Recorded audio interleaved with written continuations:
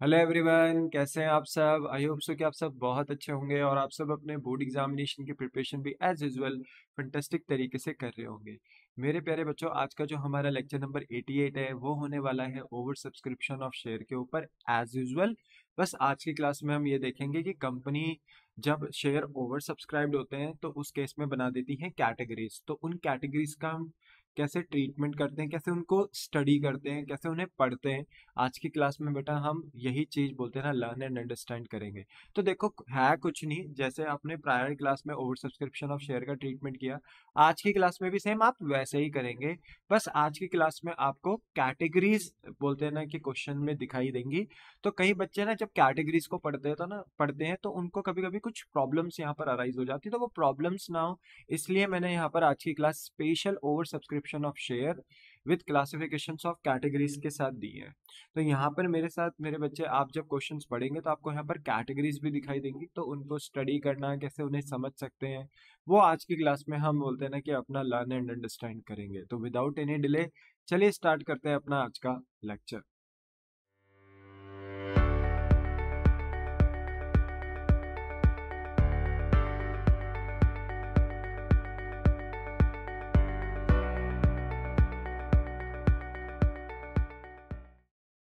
ना एवरीवन बेटा, आज का जो हमारा टॉपिक है एज यूजुअल वो ओवर सब्सक्रिप्शन ऑफ शेयर के ऊपर ही है।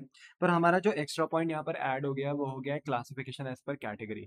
मतलब बेटा होता क्या है कि जब पब्लिक यानी जनता कंपनी के शेयर्स ज़्यादा सब्सक्राइब कर देती है तो वहाँ पर फेयरनेस लाने के लिए, ट्रांसपेरेंसी लाने के लिए और कोई डिस्प्यूट अराइज ना हो, तो कंपनी उस केस में बनाती है बेटा कैटेगरी, जिससे कि क्लियर हो कि कितने एप्लीकेंट्स को, कितने शेयर्स जो लोगों ने अप्लाई किए हैं कंपनी के अंदर, कंपनी उन्हें कैसे कैसे करके शेयर अलॉट कर रही है, किस तरीके से शेयर अलॉट कर रही है, उसका एक प्रॉपर एक्सप्लेनेशन दे सके, ट्रांसपेरेंसी क्रिएट कर सके, जिससे कोई डिस्प्यूट अराइज ना हो शेयर होल्डर्स इन्वेस्टर्स के बीच में।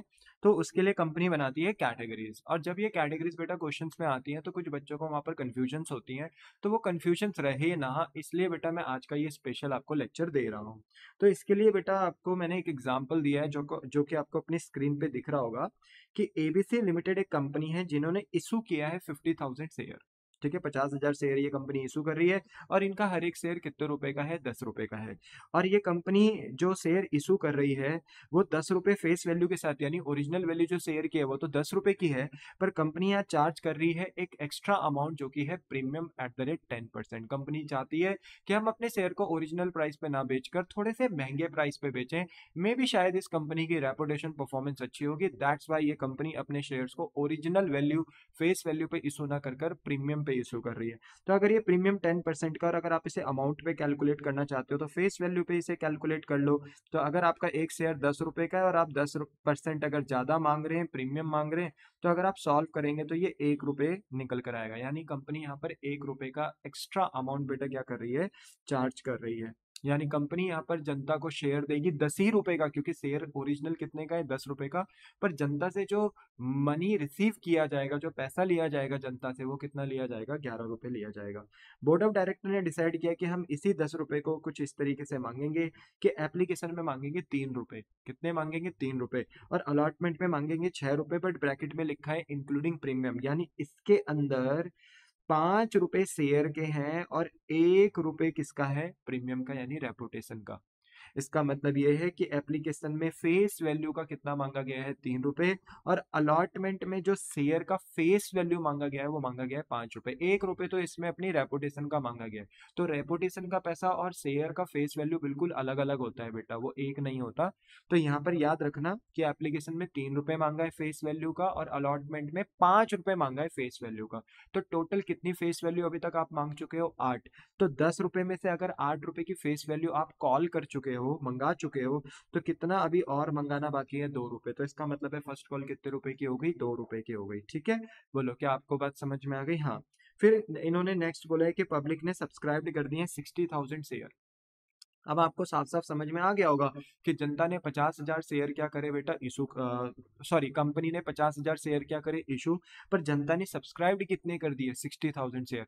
तो 10,000 शेयर से बेटा यहाँ ओवर सब्सक्रिप्शन हो गया है, यानी ये ओवर सब्सक्रिप्शन ऑफ शेयर का केस बन गया है। और बोर्ड ऑफ डायरेक्टर डिसाइड कर रहे हैं resolve the over subscription as following. अब ये जो ओवर सब्सक्रिप्शन की सिचुएशन जो कंपनी के अंदर हो चुकी है, इसको रिजॉल्व करने के लिए बोर्ड ऑफ डायरेक्टर्स ने बना दी है कैटेगरीज। अब कैटेगरीज क्यों बनाते हैं मैंने अभी अभी आपको बताया, फेयरनेस रख सकें, ट्रांसपेरेंसी रख सकें, कोई डिस्प्यूट अराइज ना हो कि कंपनी कैसे बोलते ना अपने शेयर होल्डर इन्वेस्टर को शेयर अलॉट करती है। तो इस वजह से कंपनी यहाँ पर कैटेगरी मेंटेन करती है। तो कंपनी ने 3 कैटेगरीज बनाई है। कहा है कि जो पहली कैटेगरी के अंदर जो 40,000 के एप्लीकेंट्स हैं, जिन्होंने 40,000 शेयर पे अप्लाई किया है, कंपनी उनको पूरे 40,000 शेयर दे रही है, पूरे 40,000 शेयर दे रही है, 40 के बदले 40, ठीक है। पर जो दूसरी कैटेगरी के अंदर जो एप्लीकेंट्स है 15,000 शेयर, कंपनी उनको 15,000 के बदले कितने शेयर दे रही है 10,000 शेयर। तो अगर इनको 15,000 शेयर के बदले कितने दिए जा रहे हैं, कितने शेयर अलॉट किए जा रहे हैं 10,000 शेयर, तो इनके 5,000 शेयर कहाँ गए। तो ऑब्वियस सी बात है इनके 5,000 शेयर एडजस्ट हो रहे होंगे। कंपनी इनको बोल रही होगी, प्रॉमिस कर रही होगी कि देखो हम आपको 15,000 के बदले कितने शेयर दे सकते हैं 10,000 शेयर। एप्लीकेंट का मतलब क्या है कि जो ये पब्लिक घर से शेयर पे पैसा लगा रही है। तो कंपनी ने सेकंड एप्लीकेंट्स को कहा कि अगर आपने घर से 15,000 शेयर पे पैसा लगाया है तो हम आपको 10,000 शेयर ही दे सकते हैं। तो आपने जो 5,000 शेयर में एप्लीकेशन में जो ज्यादा पैसा लगा दिया है, उतना ही पैसा हम आगे की कॉल्स में अलॉटमेंट में हम आपसे कम मांगेंगे। तो ऐसे में इसको कहते हैं कि इनके शेयर क्या करे जा रहे हैं एडजस्ट करे जा रहे हैं। तो 5,000 शेयर एडजस्ट करे जा रहे हैं। और जो थर्ड कैटेगरी है वहां पे 5,000 शेयर वालों को बेटा कंपनी क्या दे रही है, नील, कुछ भी नहीं दे रही है, ठेंगा दे रही है, कुछ भी नहीं दे रही है। तो इसका मतलब है कि इनके जो 5,000 शेयर है उनका क्या हो रहा है, वो हो रहे हैं बेटा रिजेक्ट, है ना। तो सेकंड कैटेगरी वाले के 5,000 शेयर एडजस्ट हो रहे हैं और थर्ड कैटेगरी वालों के 5,000 शेयर रिजेक्ट हो रहे हैं। तो 10,000 शेयर से ओवर सब्सक्राइब्ड हुआ था, है ना। कंपनी ने 50,000 शेयर इशू करे थे, जनता ने सब्सक्राइब करे कितने 60,000। तो 10,000 शेयर से ओवर सब्सक्राइब्ड हुआ था, जिसमें से 5,000 शेयर क्या कर दिए एडजस्ट कंपनी ने, वो सेकंड कैटेगरी से हमें पता चल गया। और 5,000 शेयर कंपनी ने क्या कर दिए थर्ड कैटेगरी से रिजेक्ट कर दिया। तो हो गया ना, पता चल गया ना हमें 10,000 का क्या कंपनी ने ट्रीटमेंट किया। तो यस, तो कैटेगरी ना बेटा सिर्फ हमें ये समझाने के लिए दी जाती है कि कंपनी किस तरीके से एप्लीकेंट्स को शेयर अलॉट कर रही है, बस। इसको देख के कोई एंट्री पास भी नहीं होती, ठीक है, क्योंकि एंट्री तो हम 50,000 से ही पास करेंगे, भले ही जनता ने कितने शेयर सब्सक्राइब करे हो 60, बट कंपनी के पास देने के लिए है ही कितने शेयर 50, तो एंट्री तो 50 से ही पास होंगी। बट ये जो कैटेगरीज हमें दी गई है बस ये समझाने के लिए दी गई है कि कंपनी किस तरीके से अपने एप्लीकेंट्स को, शेयर होल्डर्स को, इन्वेस्टर को कैसे शेयर अलॉट करते हैं, जिससे कि फेयरनेस, ट्रांसपेरेंसी और कोई डिस्प्यूट अराइज ना हो। इसलिए मेरे बच्चे यहाँ पर ये कैटेगरीज मेंटेन कर दी जाती है। तो बोलो कि आपको यहाँ पर ये बात समझ में आई। हाँ। अब यहाँ पे लिखा है कि ऑल मनी वर ड्यूली रिसीव्ड, सारा पैसा मिला, कोई कॉल इन एरर, कोई कॉल इन एडवांस नहीं हुआ। यानी कंपनी में किसी भी शेयर होल्डर ने अलॉटमेंट में, फर्स्ट कॉल में कॉल इन एरर नहीं किया, पैसे देने से मना नहीं किया। किसी भी शेयर होल्डर ने कोई पैसा फ्यूचर्स की कॉल्स का एडवांस नहीं दिया, जैसे एप्लीकेशन में है तो अलॉटमेंट का पैसा एप्लीकेशन में, फर्स्ट कॉल का पैसा एप्लीकेशन में, किसी ने कोई कॉल इन एडवांस नहीं करा। कंपनी ने जब जब पैसा मांगा तब तब शेयर होल्डर ने पैसा दिया। बोलो बात समझ में आई। क्वेश्चन की डिमांड है जर्नल एंट्री करो और बैलेंस शीट बनाओ। हमने कहा ठीक है। तो सबसे पहले ना बेटा हम यहाँ पे जर्नली प्रिपेयर करेंगे, अपना जर्नल का फॉर्मेट बनाया और इसके अंदर हम अपनी जर्नल एंट्री पास करेंगे। फॉर्मेट क्या है, date, particular, ledger, folio, debit, credit. और इसमें सबसे पहली एंट्री हम किसके पास करेंगे, एप्लीकेशन की एज यूजुअल। अच्छा, एप्लीकेशन कितने रुपए की थी बेटा, 3 रुपए की। तो पहली एंट्री आपको पता है एप्लीकेशन में रिसीव की होती है और फिर ड्यू की होती है, क्योंकि कंपनी यहाँ पर डायरेक्ट ओनरशिप नहीं दे सकती ना। पहले कंपनी को पता ही नहीं होता कि मेरे शेयर होल्डर्स कौन से हैं जब कंपनी पहली बार शेयर इशू करती है। तो यहाँ पर कंपनी पहले वेट करती है कि पहले एक बार पब्लिक से हमें पैसा रिसीव हो जाने दो, फिर हम इनको क्या देंगे, ओनरशिप देंगे, क्योंकि हमें पता ही नहीं है पहले कि कौन से शेयर होल्डर हमारी कंपनी में पैसा लगाएंगे। इसलिए हम यहाँ पर वेट करते हैं और पहली एंट्री किसके पास करते हैं, रिसीव की, एक बार पैसे आने देते हैं। अच्छा, एप्लीकेशन में रिसीव की एंट्री क्या होती है, bank account debit to share application. जहां कंपनी का बैंक अकाउंट बेटा बढ़ रहा है, पैसा आ रहा है कंपनी के पास, तो ये एसेट है and all assets are debited. वहीं बेटा शेयर एप्लीकेशन कंपनी के लिए लाइबिलिटी है and all liabilities are credited. क्योंकि कंपनी ने एप्लीकेशन का पैसा ले तो लिया बट अभी तक उन्हें ओनरशिप दी नहीं है शेयर की। दैट्स वाई मेरे बच्चे यहाँ पर शेयर एप्लीकेशन को हमने लाइबिलिटी दिखाया, क्रेडिट किया। अब बताओ कितने शेयर पे जनता ने पैसे भेजे। देखो कंपनी ने भले ही 50,000 शेयर इशू करे पर जनता ने तो इन रिस्पॉन्स 60,000 शेयर पे पैसे भेजे। तो कंपनी को इनिशियली जब एप्लीकेशन का पैसा रिसीव हुआ होगा तो वो 60,000 शेयर पे ही हुआ होगा। थोड़ा बेटा ना अपना प्रेजेंस ऑफ माइंड लगाना है, ये नहीं कि 50,000 से कर दिया। कंपनी ने तो 50,000 शेयर इशू करे पर जनता ने तो सब्सक्राइब 60,000 कर दिया था ना। तो उन्होंने जो कंपनी को पैसा भेजा होगा जनता ने वो 60,000 पे भेजा होगा। तो 60,000 शेयर इंटू 3, 1,80,000, 1,80,000। तो लाइबिलिटी भी दिखा दी एप्लीकेशन की 1,80,000 और बैंक में भी पैसे आ गए कंपनी के 1,80,000। बट अब नेक्स्ट एंट्री किसकी होगी बेटा, ड्यू की। तो यहाँ पर कंपनी क्या करेगी, जो ये शेयर एप्लीकेशन के पैसे को लाइबिलिटी दिखाया था ना, अब हम इस लाइबिलिटी को रिड्यूस करेंगे, क्रेडिट से डेबिट करेंगे, क्योंकि कंपनी अब यहाँ पर बदले में क्या देगी, ओनरशिप देगी। तो ड्यू का मतलब क्या होता है, ओनरशिप देना। तो यहाँ ओनरशिप दी जाएगी। तो यहाँ पर कंपनी जब ओनरशिप देगी तो कंपनी को अब अपना शेयर कैपिटल इंक्रीज करना पड़ेगा। कंपनी को ये एक्सेप्ट करना पड़ेगा, एक्नॉलेज करना पड़ेगा कि मेरी कंपनी में ओनरशिप शेयर होल्डर्स की इंक्रीज हो रही है क्योंकि उन्होंने कंपनी के शेयर में पैसा लगाया है। तो यहाँ पर कंपनी को अपना शेयर कैपिटल इंक्रीज करना पड़ेगा। अब बताइए कंपनी ओनरशिप कितने शेयर से दे सकती है, क्या 60,000 शेयर से? नहीं, कंपनी के पास शेयर देने के लिए है ही कितने, 50,000। तो कंपनी ओनरशिप देगी 50,000 शेयर से। तो 50,000 इंटू 3, 1,50,000। तो ये कंपनी ने अपने लिए लाइबिलिटी इंक्रीज कर दी। तो ये क्रेडिट हो गया क्योंकि कंपनी में ओनर्स इंक्रीज हो रहे हैं, कैपिटल इंक्रीज हो रही है। ओके, तो 1,50,000 रुपए से यहाँ क्रेडिट कर दिया। बट बात यह है कि कंपनी ने तो एप्लीकेशन का 1,80,000 लिया था और ओनरशिप दी कितनी की, 1,50,000 की। तो बचे हुए 30,000 का क्या, 30,000 अभी भी क्रेडिट में डिफरेंस आ रहा है, उसका क्या करेंगे। तो ऐसे में आपको पता है बेटा कि जो सेकंड कैटेगरी है, हमने 15,000 वालों को 10,000 ही शेयर दिए, तो उनके 5,000 शेयर क्या हो रहे थे बेटा, एडजस्ट हो रहे थे। क्यों एडजस्ट का मतलब क्या है कि कंपनी उनको वादा कर रही है कि जो पैसा आपने 5,000 शेयर में सेकंड कैटेगरी वालों आपने एक्स्ट्रा भेजा है, उतना ही पैसा हम आपसे अलॉटमेंट में क्या मांगेंगे, कम मांगेंगे। तो कंपनी वादा कर रही है, इसलिए शेयर अलॉटमेंट को कंपनी ने यहाँ क्या दिखाया एप्लीकेशन में, लाइबिलिटी। क्योंकि कंपनी को अब अपना वादा, अपना पिंकी प्रॉमिस निभाना पड़ेगा। तो 5,000 शेयर पे कितने रुपए, 3 रुपए। अलॉटमेंट नहीं बेटा, ये मत कह देना कि अलॉटमेंट 6 रुपए की है, 5 रुपए शेयर के, 1 रुपए प्रीमियम के, तो यहाँ 6 से मल्टीप्लाई कर दिया। नहीं, अरे कंपनी किसका पैसा एडजस्ट कर रही है, एप्लीकेशन का। कहाँ, अलॉटमेंट में। तो एप्लीकेशन कितने की है, 3 की। तो 5,000 इंटू 3, 15,000 रुपए एडजस्ट करे जाएंगे अलॉटमेंट में, यानी कम मंगाए जाएंगे अलॉटमेंट में। पर अभी भी 15,000 रुपए की कमी आ रही है क्रेडिट में, उसका क्या। तो बेटा जो थर्ड कैटेगरी में हमने 5,000 शेयर वालों को नील शेयर दिए हैं, तो इट मीन्स हमने उनको उनका पैसा वापस किया होगा। तो टू बैंक अकाउंट करके हमने 5,000 शेयर पे 3 रुपए उन्हें वापस कर दिए, 15,000 रुपए वापस कर दिए। तो देखो 1,80,000 रुपए हमने एप्लीकेशन का रिसीव किया था, जिसमें से 1,50,000 रुपए की हमने ओनरशिप दे दी, 15,000 रुपए हमने एडजस्ट कर दिया अलॉटमेंट में, और 15,000 रुपए जो शेयर के थे वो हमने रिजेक्ट कर दिया। तो मिल गया ना हमें पूरा ब्यौरा। तो अगर अब आप क्रेडिट साइड प्लस करते हो तो ये 1,80,000 आएगा। तो 1,80,000 क्रेडिट में, 1,80,000 डेबिट में, पूरा बेटा हमारे पास यहाँ पे हिसाब किताब बन गया।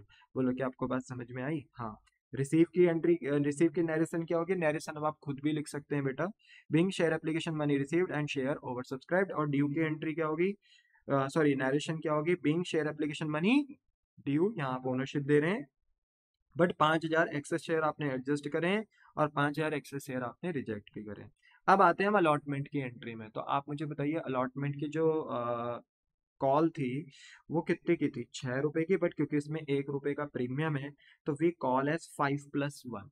वाई वी से 5+1, क्योंकि 6 रुपए अलॉटमेंट है बट उसके अंदर 1 रुपए प्रीमियम है। तो जो शेयर का फेस वैल्यू है अलॉटमेंट का वो कितना है, 5 रुपए। शेयर का प्राइस है 5 रुपए और 1 रुपए रेपुटेशन का यानी परफॉर्मेंस का लिया जा रहा है। तो इसमें इट मीन हम इसे 5+1 बोलेंगे। इससे ये बोलने से बेटा हमारे दिमाग में ये क्लैरिटी बनी रहती है कि 5 रुपए शेयर का होगा और 1 रुपए प्रीमियम का होगा। अब कंपनी ना देखो यहाँ पर ड्यू करते हैं, अब यहाँ पे रिसीव ड्यू नहीं होता, अब due receive due receive due receive चलता है। सिर्फ एप्लीकेशन में पहले रिसीव और फिर ड्यू होता है। मैं बार बार ये बताता हूँ हर क्वेश्चन में क्योंकि आप यहाँ गलतियां ना करो, ठीक है। तो अलॉटमेंट में अब कंपनी को पता है मेरे शेयर होल्डर कौन है, तो यहाँ पर कंपनी अब सीधा ड्यू करती है, ओनरशिप देती है। कंपनी कहती है मेरे प्यारे शेयर होल्डर किनका पैसा भेजो, अलॉटमेंट का पैसा भेजो। तो कंपनी अलॉटमेंट को अपना एसेट दिखाती है and all assets are debited. पर हैंड टू हैंड तुरंत बेटा यहाँ पर बोलते हैं ना कि शेयर होल्डर को क्या दी जाती है, ओनरशिप दी जाती है। तो टू शेयर कैपिटल करके कंपनी ने अपनी लाइबिलिटी भी इंक्रीज कर दी। तो बताओ अगर ओनरशिप देनी हो तो ओनरशिप कितने शेयर पे दी जाएगी? 50,000 शेयर पे, क्योंकि कंपनी 50,000 शेयर पे ही ओनरशिप दे सकती है।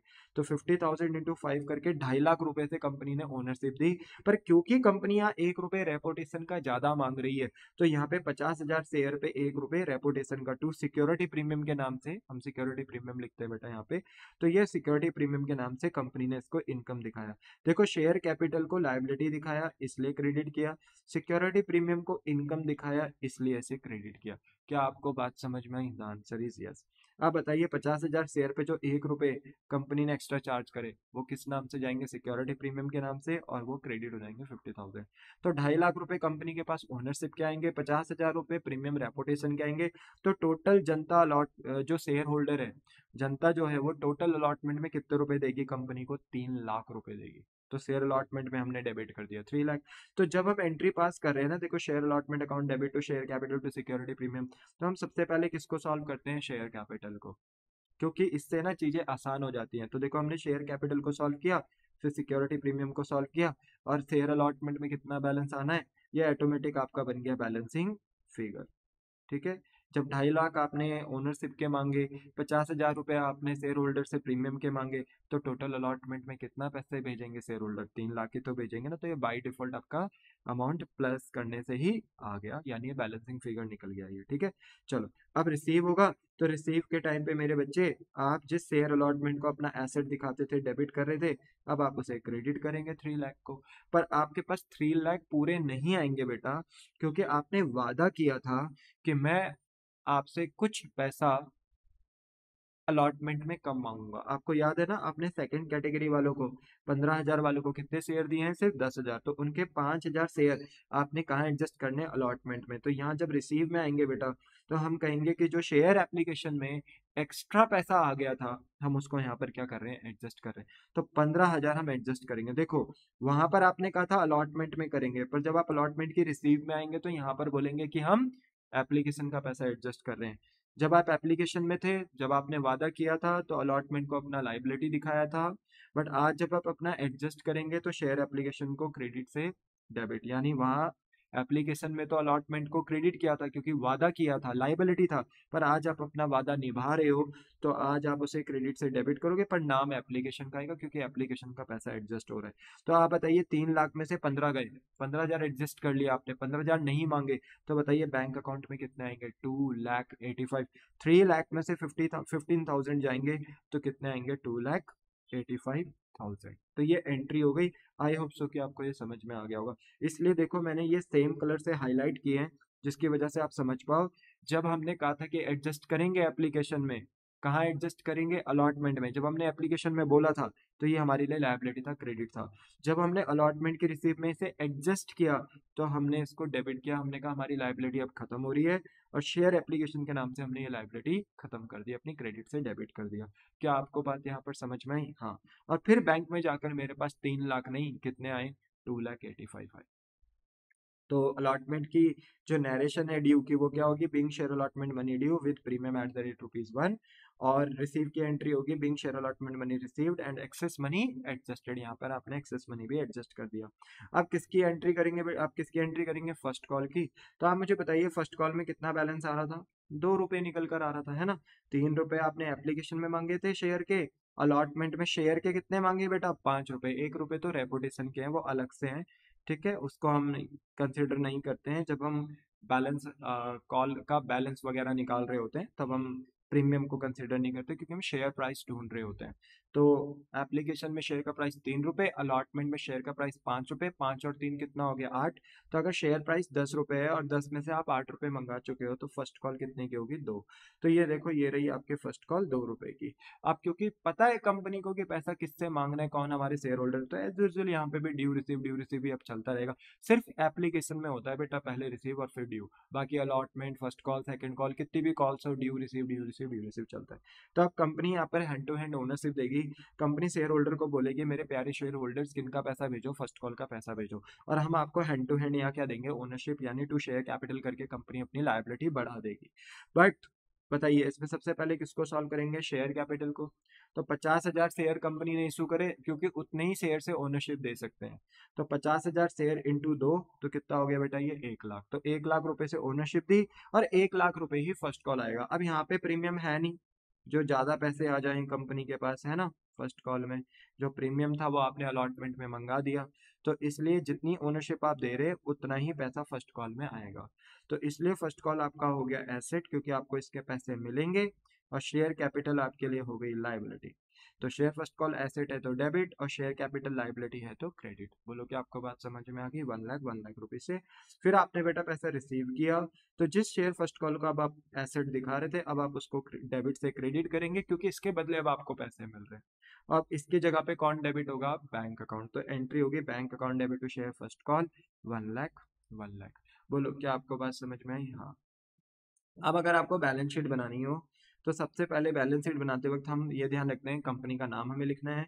कंपनी का नाम क्या है बेटा, एबीसी लिमिटेड। फिर उसके बाद लिखते हैं कि कंपनी की बैलेंस शीट कौन से शेड्यूल के अकॉर्डिंग बनती है, schedule 3 part 1 of Companies Act 2013 के अकॉर्डिंग बनती है। फिर हम बैलेंस शीट लिखते हैं एज ऑन डेट। बेटा यहाँ पर कहीं मेंशन नहीं है, तो डेट की जगह पे हमने डैश डैश डैश लिख दिया। एक्सट्रैक्ट लिखा है क्योंकि हम ये पूरी प्रॉपर बैलेंस शीट नहीं बना रहे हैं। बेटा मैं आपको कंपनी की बैलेंस शीट सिखाऊंगा बहुत अच्छे से, बट वो सिखाऊंगा एनालिसिस ऑफ फाइनेंशियल स्टेटमेंट में, यानी 3rd यूनिट अभी जब हमारी स्टार्ट होगी कुछ समय बाद, वहां पर मैं आपको प्रॉपर कंपनी की बैलेंस शीट पढ़ाऊंगा कि किस तरीके से कंपनी की बैलेंस शीट प्रिपेयर की जाती है। पर फिलहाल अभी हम सिर्फ एक्सट्रैक्ट यानी एक छोटा सा पार्ट स्टडी कर रहे हैं, जो कि शेयर होल्डर फंड यानी शेयर कैपिटल से रिलेट करता है, क्योंकि यहाँ पे शेयर्स की बातें चल रही हैं। फॉर्मेट क्या है बैलेंस शीट का, पर्टिकुलर नोट नंबर अमाउंट। इसमें सबसे पहले हम क्या लिखते हैं, इक्विटी एंड लायबिलिटीज, क्योंकि हमारे सबसे पहले लाइबिलिटी सेक्शन स्टार्ट होता है। तो हम उसे इक्विटी एंड लाइबिलिटी लिखते हैं। और इक्विटी एंड लाइबिलिटी के अंदर जो सबसे पहले हम लाइबिलिटी कोट करते हैं वो कौन सी होती है बेटा, शेयर होल्डर फंड। इसके अंदर बेटा हमारे पास 2 पॉइंट आते हैं। शेयर होल्डर फंड मतलब मालिकों का पैसा। तो जो मालिकों का पैसा है वो 2 तरीके से बिजनेस में लगा रहता है। एक तो होता है शेयर कैपिटल, जो इन्वेस्टर्स ने, मालिकों ने जो शेयर्स पे पैसा लगाया है, तो वो होता है शेयर कैपिटल। एक तो मालिकों का पैसा ये है, और दूसरा होता है प्रॉफिट वगैरह। तो कंपनी प्रॉफिट्स अपने कहाँ लिखती है बेटा, रिजर्व एंड सरप्लस में। तो जो रिजर्व एंड सरप्लस है वो कंपनी का प्रॉफिट होता है, और प्रॉफिट भी मालिकों का ही होता है बेटा, क्योंकि बिजनेस जो भी प्रॉफिट कमाती है उस पर हक कहीं ना कहीं किसका है, मालिकों का। इसलिए share capital reserve and surplus किसका पार्ट है, शेयर होल्डर फंड का पार्ट है। अब देखो शेयर कैपिटल को ना हम प्रॉपर एक्सप्लेन करते हैं। अभी के लिए आप ये अमाउंट भूल जाओ। हम शेयर कैपिटल को एक्सप्लेन करते हैं नोट नंबर 1 यानी नोट्स टू अकाउंट्स के नोट नंबर 1 में। तो हम नीचे बेटा नोट्स टू अकाउंट्स कुछ लाइन छोड़ के नोट्स टू अकाउंट्स बनाते हैं। उसमें हमने अपना पहला नोट नंबर एक्सप्लेन किया है, जो कि है शेयर कैपिटल। अब मेरे बच्चे शेयर कैपिटल का जो फॉर्मेट है वो है पर्टिकुलर अमाउंट। इसमें सबसे पहले हम एक्सप्लेन करते हैं ऑथराइज शेयर कैपिटल को। ऑथराइज शेयर कैपिटल मतलब जो मैक्सिमम परमिसेबल लिमिट है कि इतने शेयर कंपनी इशू कर सकती है। पर क्योंकि यहाँ ऑथराइज शेयर नहीं दिए हैं, तो जितने इशूड हैं हम यही मान लेंगे यही ऑथराइज्ड है, क्योंकि यहाँ पर डाटा नहीं दिया है। तो 50,000 equity share eight the rate face value कितनी है, 10 ईच। याद रखिए बेटा, जब हम शेयर कैपिटल को एक्सप्लेन कर रहे होते हैं तो प्रीमियम वगैरह यहाँ नहीं लेते, क्योंकि प्रीमियम कहाँ जाता है, रिजर्व एंड सरप्लस में, क्योंकि प्रीमियम कंपनी के रेपुटेशन का पैसा होता है और वो कंपनी का फायदा होता है, तो उसे रिजर्व एंड सरप्लस में भेजते हैं। इसलिए प्रीमियम कभी भी हम शेयर कैपिटल के पार्ट में नहीं डालते, ठीक है। तो 50,000 equity share eight the rate rupees 10 each, और ये आएगा 50,000 को 10 से मल्टीप्लाई करोगे तो 5 लाख ही आएगा बेटा। और इसे हम डबल लाइन से क्लोज कर देंगे। फिर उसके बाद इशूड शेयर कैपिटल लिखते हैं। आपको पता है बेटा, हमने जितने भी अपने पिछले लेक्चर्स बेटा हमने पढ़े, हमने काफी दफा बैलेंस शीट बनाई है, तो ये आपको क्लियर होगा अच्छे से। फिर हम लिखते हैं इशूड शेयर कैपिटल। अच्छा, इशू तो कंपनी ने करे ही कितने हैं, 50,000 equity share eight the rate rupees 10 each. तो ये भी आ गया बेटा 5 लाख, और इसको भी डबल लाइन से हम क्लोज कर देंगे, ठीक है। अब आते हैं सब्सक्राइब शेयर कैपिटल। अब क्योंकि देखो कोई कॉल इनहेरियर नहीं हुआ, ठीक है, किसी ने पैसे देने से मना नहीं करे, या कंपनी ने कोई कॉल ऐसी नहीं छोड़ी जो मंगाई ना हो। अगर ऐसा होता कि कंपनी फर्स्ट कॉल ना मंगाती तो भी subscribed but not fully paid up होता। हम मानते कि जनता ने सब्सक्राइब करे पर सारे पैसे नहीं भेजे, क्योंकि कंपनी ने अभी तक सारे पैसे नहीं मांगे। पर क्योंकि कंपनी ने यहाँ पे तो सारी कॉल्स करी हैं, किसी ने शेयर होल्डर ने पर्सनली कॉल इन एरियर भी नहीं किया, तो यहाँ पर हो जाएगा subscribed and fully paid up, कि जनता ने सारे शेयर सब्सक्राइब करे, सारी कॉल्स का पैसा दिया, और किसी ने कोई भी कॉल इन एरियर यानी पैसे देने से मना नहीं किया। तो 50,000 शेयर पे एट द रेट 10 एज। पर सर उन्होंने तो 60,000 शेयर सब्सक्राइब करे। तो बेटा अगर उन्होंने 60,000 शेयर सब्सक्राइब भी करे तो फायदा क्या, क्योंकि कंपनी तो उन्हें 50,000 ही शेयर दे सकती है ना, और उनको ओनरशिप भी तो कितने शेयर से दी गई है, 85,000 शेयर से। तो माना यही जाएगा कि उन्होंने सब्सक्राइब भी 50,000 शेयर करे, क्योंकि जो 10,000 से ज्यादा शेयर उन्होंने ओवर सब्सक्राइब करे, उसमें से 5,000 शेयर हमने अलॉटमेंट में एडजस्ट कर दिए, कम पैसे मांग लिए, वो एडजस्ट हो गया ऑटोमेटिक, और 5,000 शेयर वालों को तो घर का रास्ता दिखा दिया। तो टेक्निकली देखा जाए तो 50,000 शेयर ही जनता ने सब्सक्राइब करे। तो 50,000 इंटू 10 यानी 5 लाख। और अब इसका टोटल करेंगे बेटा, और इस अमाउंट को, सब्सक्राइब्ड के अमाउंट को हम ट्रांसफर कर देंगे शेयर कैपिटल में, और ये शेयर कैपिटल में 5 लाख आपका अपेयर हो जाएगा। अब क्योंकि कंपनी ने सिक्योरिटी प्रीमियम भी रिसीव किया था अलॉटमेंट में, अगर आपको याद हो तो जब हमने अलॉटमेंट मंगाई थी तो कंपनी ने सिक्योरिटी प्रीमियम भी रिसीव किया था, कितने रुपए का बेटा, 1 रुपए का। तो ये कंपनी का इनकम हो गया। तो सिक्योरिटी प्रीमियम कहाँ जाता है, सिक्योरिटी प्रीमियम रिजर्व में, और सिक्योरिटी प्रीमियम रिजर्व किसके अंदर आते हैं, रिजर्व एंड सरप्लस के अंदर। तो यहाँ पे मेरे बच्चे, यहाँ पे मेरे बच्चे हम सिक्योरिटी प्रीमियम रिजर्व को शो करेंगे। बताइए कितने शेयर है हमारे पास, 50,000 शेयर, कितने रुपए का प्रीमियम कंपनी ने लिया था, 1 रुपए का। तो टोटल कितने रुपए का प्रीमियम रिसीव किया, 50,000, 50,000 इंटू 1, 50,000। तो देखो इतना इजी था, बहुत इजी था कि आप कैटेगरी से बेटा यहाँ पर घबराई तो नहीं, नहीं सर मजा आ गया। तो कैटेगरी कुछ नहीं है बेटा, बस ये समझाया जाता है कि कंपनी किस तरीके से एप्लीकेंट्स को क्या कर रही है, शेयर अलॉट। आपको बस ये पता चलता है कि कितने शेयर एडजस्ट करे जा रहे हैं, कितने शेयर रिजेक्ट किए जा रहे हैं, बस यहाँ से ये पता चल जाता है, बस और कुछ नहीं। ठीक है, चलो इसके बाद एक क्वेश्चन और है, एग्जाम्पल नंबर 2, बट आपको ये होमवर्क से करना है। ठीक है, अच्छा यहाँ पर एक पॉइंट है, आप यहाँ पे लिख देना इंक्लूडिंग प्रीमियम। ठीक है, मैंने, अब देखो एग्जाम्पल नंबर 2 में लिखा है कि टीसीएल लिमिटेड ने इशू करे हैं 20,000 शेयर 10 ईच के एट अ प्रीमियम ऑफ 10%। समझ में आ रहा होगा, 20,000 शेयर इशू करे, फेस वैल्यू 10 रुपए की है, हर एक शेयर 10 रुपए का है ओरिजिनल, बट कंपनी 10% एक्स्ट्रा पे चार्ज कर रही है, यानी 10% एक्स्ट्रा पे बेचेगी अपना हर एक शेयर। तो 10% एक्स्ट्रा यानी प्रीमियम चार्ज करिए तो 10 रुपए पे ही लगाएंगे, तो 10 रुपए का 10% कितना होता है सर, 1 रुपए, है ना। तो अगर आप सॉल्व करोगे तो ये 1 रुपए आएगा, तो यहाँ पर कंपनी 1 रुपए एक्स्ट्रा मांग रही है। Company decided to call money as follow, बोला एप्लीकेशन में 3 रुपए मांग रहे हैं, अलॉटमेंट में 5, जिसमें इंक्लूडिंग है प्रीमियम। तो आप बताइए कि एप्लीकेशन में शेयर प्राइस है 3 रुपए का, क्या अलॉटमेंट में भी शेयर प्राइस 5 रुपए का ही है, नहीं, क्योंकि इसमें 1 रुपए प्रीमियम का है, तो शेयर प्राइस 4 रुपए का है, और 1 रुपए कंपनी एक्स्ट्रा मांग रही है तो वो प्रीमियम का है। तो बताइए एप्लीकेशन में शेयर प्राइस कितना मांगा, 3, अलॉटमेंट में शेयर प्राइस कितना मांगा, 4, और 4 और 3 कितने होते हैं, 7। अच्छा टोटल शेयर प्राइस कितना है, 10, 10 में से आपने 7 रुपए मांग लिए, तो बताइए फर्स्ट कॉल में कितना बचा, 3 रुपए तो बचा। इतना इजी है बेटा, ठीक है, तो ये आप निकाल सकते हो। अच्छा पब्लिक ने कितना सब्सक्राइब किया, 40,000, जस्ट डबल कर दिया, डबल शेयर सब्सक्राइब कर दिए, तो ये ओवर सब्सक्रिप्शन का केस हो गया, है ना। 20,000 शेयर से जनता ने ज्यादा शेयर और सब्सक्राइब कर दिए। अच्छा बोर्ड ऑफ डायरेक्टर ने डिसाइड किया कि हम सॉल्व करेंगे सिचुएशन जो ओवर सब्सक्रिप्शन की है एज फॉलो, तो कैटेगरी बना दी, है ना। बार बार कह रहा हूँ कैटेगरी क्यों बना रहे हैं भाई, फेयरनेस आ सके, ट्रांसपेरेंसी आ सके, फ्यूचर में कोई डिस्प्यूट अराइज ना हो कि कंपनी ने कैसे कैसे करके एप्लीकेंट्स को शेयर अलॉट करें, ये प्रॉब्लम क्रिएट ना हो, इसलिए कंपनी क्या बना देती है, कैटेगरी बना देती है। अच्छा 15,000 शेयर वालों को कितने दिए जा रहे हैं, 10,000 शेयर। तो बताओ इनके 5,000 शेयर कहाँ गए, वो एडजस्ट हो रहे होंगे। दूसरी कैटेगरी में 20,000 वालों को कितने दिए जा रहे हैं, 10,000 शेयर, तो इनके 10,000 शेयर कहाँ गए, वो भी एडजस्ट करे जा रहे होंगे। तो बताइए टोटल कितने एडजस्ट हो गए, 15,000 शेयर एडजस्ट हो गए। ठीक है, और थर्ड कैटेगरी में 5,000 शेयर वालों को क्या दिए जा रहे हैं, नील। तो इनके साथ क्या हो रहा है कि इनके 5,000 शेयर क्या करे जा रहे हैं, रिजेक्ट। तो मिल गया ना तुम्हें पूरे 20,000 का ब्यौरा। 20,000 शेयर ओवर सब्सक्राइब्ड हुए थे, जिसमें से 5,000 पहली कैटेगरी के एडजस्ट हुए, दूसरी कैटेगरी के 10,000 एडजस्ट हुए, तो टोटल कितने एडजस्ट करेंगे आप अलॉटमेंट में, 15,000 शेयर एडजस्ट करेंगे, यानी इतना पैसा हम कम मांगेंगे। और जो 5,000 शेयर आप थर्ड कैटेगरी को नील दे रहे हो, यानी उनके शेयर उनको वापस कर रहे हो, रिजेक्ट कर रहे हो। तो जैसा हमने बोलते ना अभी पहला क्वेश्चन किया था ना, वैसा ही है, बस यहाँ पर 5,000 शेयर एडजस्ट हो रहे थे और 5,000 शेयर रिजेक्ट हो रहे थे, 5,000 शेयर एडजस्ट और 5,000 शेयर रिजेक्ट हो रहे थे। यहाँ पर आपके 5,000 शेयर एडजस्ट हो रहे हैं पहली कैटेगरी से, दूसरी कैटेगरी से कितने एडजस्ट हो रहे हैं, 10,000।